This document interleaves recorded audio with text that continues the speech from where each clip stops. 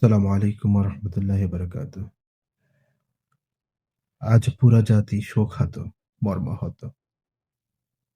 পুরা জাতি হারিয়েছে এক নক্ষত্রকে, এক বীর যোদ্ধাকে, বীর সেনানীকে।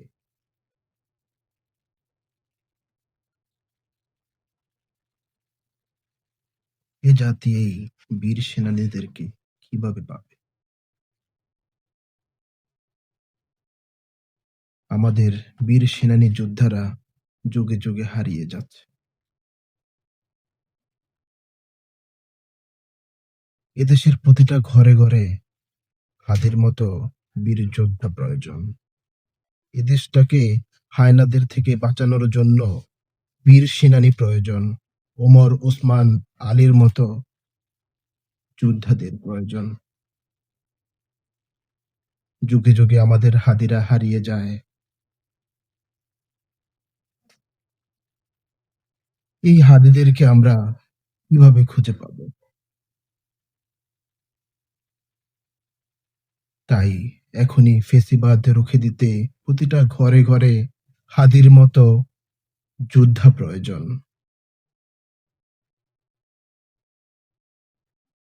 আজকে পুরো জাতি এই হাদির জন্য দোয়া মাগফিরাত কামনা করে। হাদিরা তো মরে না, হাদিরা চির অমর, চির অম্লান হয়ে বেঁচে থাকে যুগ যুগ যুগান্তরে। প্রতিটা ঘরে ঘরে ছোট থেকে বড় সবাই হাদির মাগফিরাতের জন্য দোয়া করে। এজন্য কবি বলেছেন, মরিলে হাসিবে তুমি, কাঁদিবে ভুবন।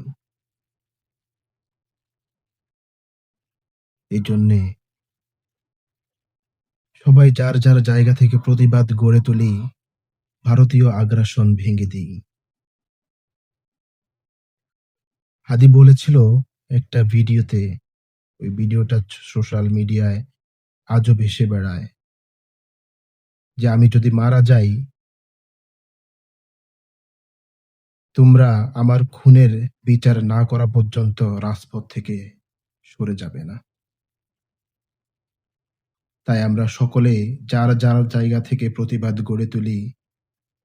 যেই হায়নারা হাদির উপরে আঘাত হেনেছে, সেই হায়নাদের বিচার না হওয়া পর্যন্ত রাজপথ থেকে কেউ ঘরে ফিরবেন না। আল্লাহ সুবহানাহু ওয়া তাআলা আমাদের প্রিয় ভাই হাদিকে জান্নাতের সুউচ্চ মাকাম দান করুক।